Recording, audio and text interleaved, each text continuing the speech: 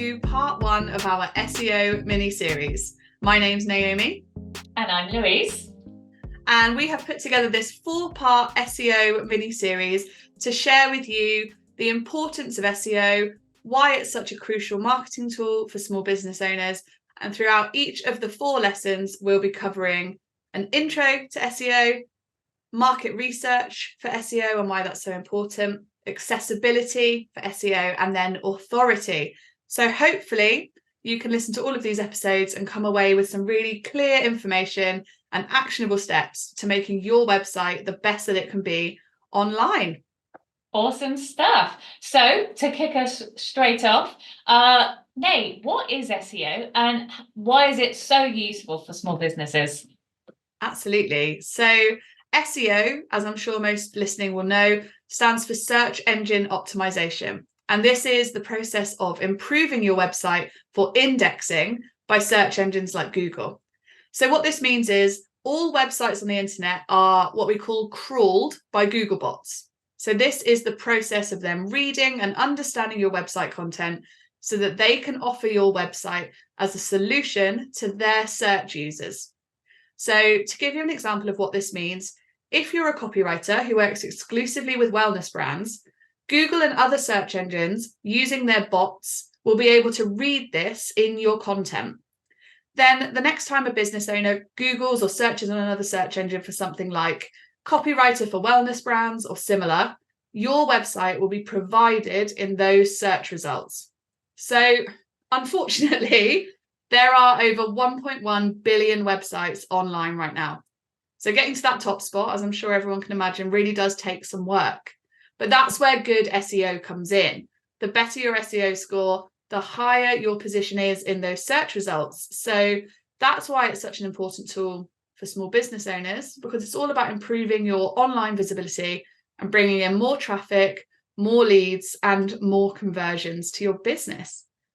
I think there's a lot of, and I'm sure Louise, you'll dive into this in a bit more detail in a bit, but there is a lot of misunderstanding around what SEO is and it being incredibly techy, like indecipherable with a really confusing algorithm, all of that stuff. When the reality of SEO is that it is just marketing, and that by focusing on the needs and the experiences of our human users and worrying less about those pesky Google bots, we can massively improve our SEO and start getting incredibly visible on search engines. So we're big believers that as small business owners, you don't need to know the full bells and whistles approach. You don't need to know why the algorithm works the way it does. You don't need to know all the technical language. All you need to know are the easy, actionable strategies that will improve your visibility online and get your website seen by as many dream customers as possible. Yeah, awesome stuff. So let's kind of break down SEO a bit further. So search engine optimization. So a search engine is something like Google. And so SEO is making sure that your website is optimized for Google. So the best SEO practices are also great for people using your website. So search engines, the way that they work is they use complex algorithms to determine the relevance and quality of your website.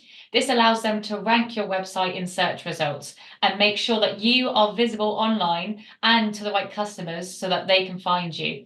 So it can sound really overwhelming. You know, we get that quite a lot as a feedback, with things like keywords and metadata, but really it is a marketing tool and it's all about the best practices online and making your website as user friendly as possible.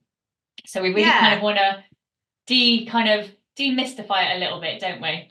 Absolutely. And I think that this is something that so many people don't realize about SEO. And we've ranted about this on social media so many times that it's SEO as a practice is kept deliberately like behind the curtain. It's kept really in the dark and confusing because people like to sort of be able to make as much money as possible on it by saying that you couldn't ever possibly understand it.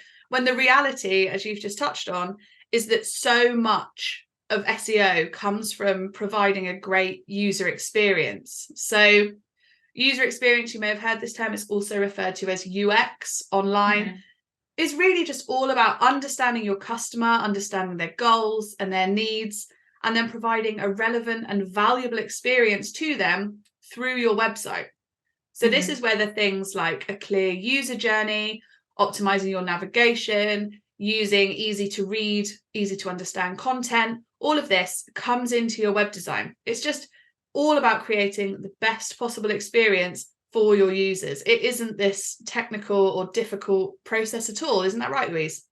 Yeah, exactly that. And I think, as you said, it is a way that a lot of SEO agencies make money, is that they make it sound a lot harder than it actually is. Whereas it really is just having a really good website, making sure your content is relevant, making sure that you have, as a business, you have authority, you know what you're talking about, or at least try to anyway, and that you're giving the best possible service or product to your users, which really, I mean, that's what we all want anyway, isn't it? So absolutely.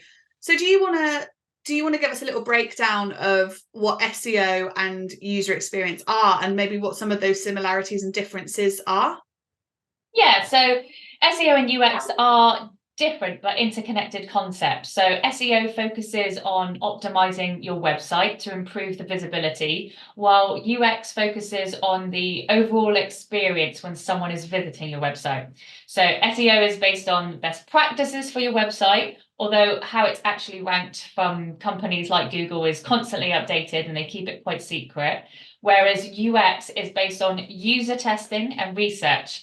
So SEO aims to get new visitors to your website, while the UX focuses on creating positive experience while on your website. So that will turn like a user into customers. So that's looking at their user journey and how they use your website in general. So SEO measures with metrics such as Google rankings or the amount of users finding your website. These are provided by analytic tools like Google Analytics.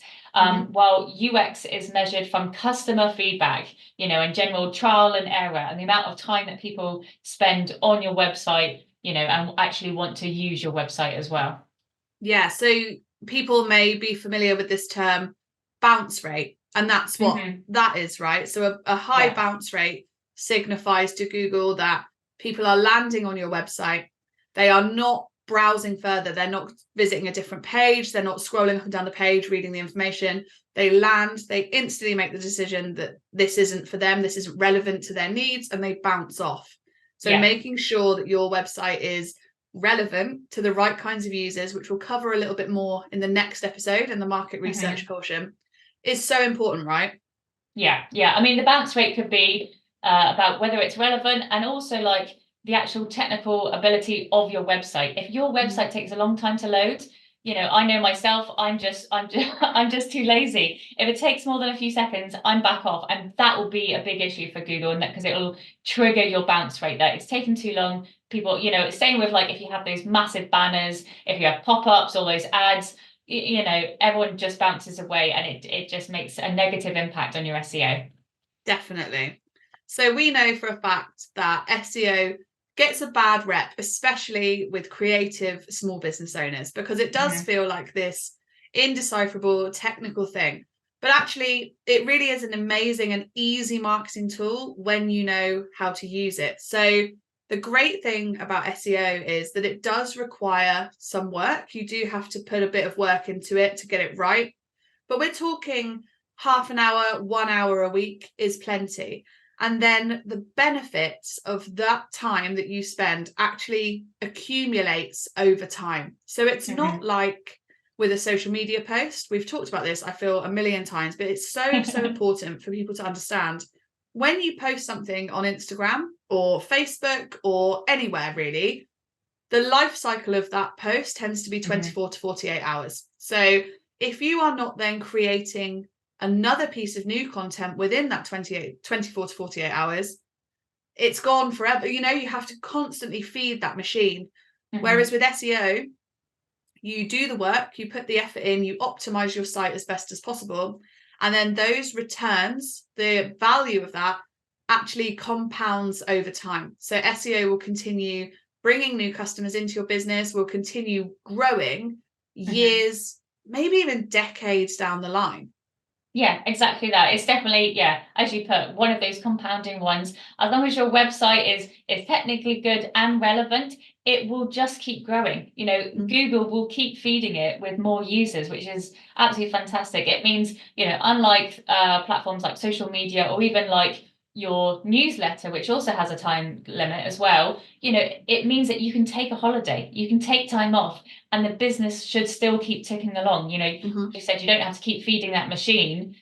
It's putting the work in ahead of time, and you'll see the results, which is, yeah, just fantastic, especially for small businesses.